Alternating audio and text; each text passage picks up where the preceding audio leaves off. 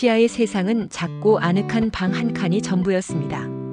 그녀는 매일 아침 창가에 앉아 햇살의 길이를 재고 낡은 책장에 꽂힌 책들의 순서를 바꾸며 시간을 보냈습니다. 시아는 생각했습니다. 내 세상은 딱 이만큼이야. 여기서 더 바랄 것도 더 나갈 곳도 없어. 그녀에게 벽은 보호막이었고 지붕은 안식처였습니다. 어느 날 시아는 아주 우연히 창틀 구석에 핀 작은 이름 모를 꽃을 발견했습니다.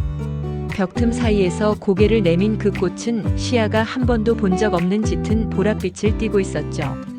시아는 창문을 조금 더 넓게 열어보았습니다.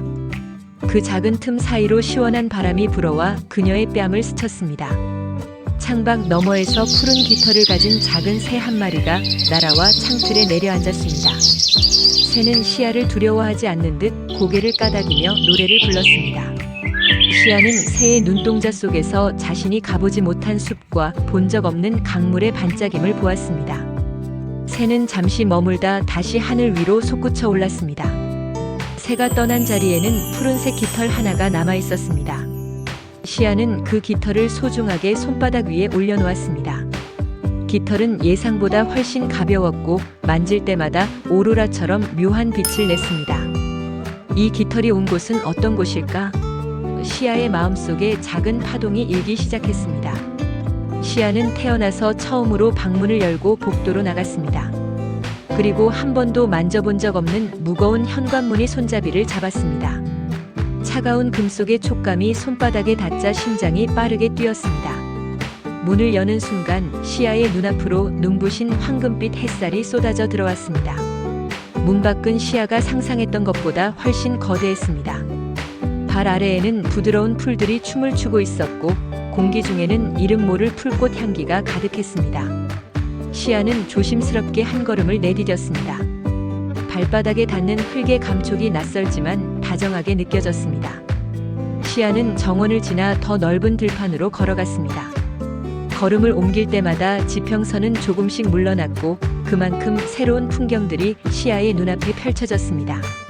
세상이 정해져 있다고 믿었던 건 내가 문을 열지 않았기 때문이었어. 시아는 이제 멈추지 않고 계속 걷고 싶어졌습니다. 언덕 꼭대기에 다다랐을 때 시아는 그곳에서 커다란 캔버스에 바람을 그리고 있는 한 남자를 만났습니다. 그의 이름은 환이었습니다. 환은 캔버스 위에 형체도 없는 바람을 붓터치만으로 생생하게 담아내고 있었습니다. 시아는 홀린 듯 그가 그리는 그림을 바라보았습니다. 지평선은 어디까지인가요? 시아가 묻자 환은 미소를 지으며 대답했습니다. 지평선은 당신이 멈추는 곳에서 끝나요. 하지만 당신이 걷기 시작하면 지평선은 당신의 발걸음에 맞춰 무한히 넓어지죠. 시아는 환의 붓을 빌려 캠퍼스 구석에 작은 보라색 꽃 한 송이를 그려 넣었습니다. 이제 시아는 알고 있습니다. 세상은 이미 만들어진 채 우리를 기다리는 상자가 아니라 우리가 여는 만큼 넓어지는 도화지라는 것을요. 시아는 다시 길을 떠납니다. 등 뒤로 길게 늘어진 그림자조차 이제는 어둠이 아닌 그녀가 걸어온 빛의 증거처럼 보였습니다.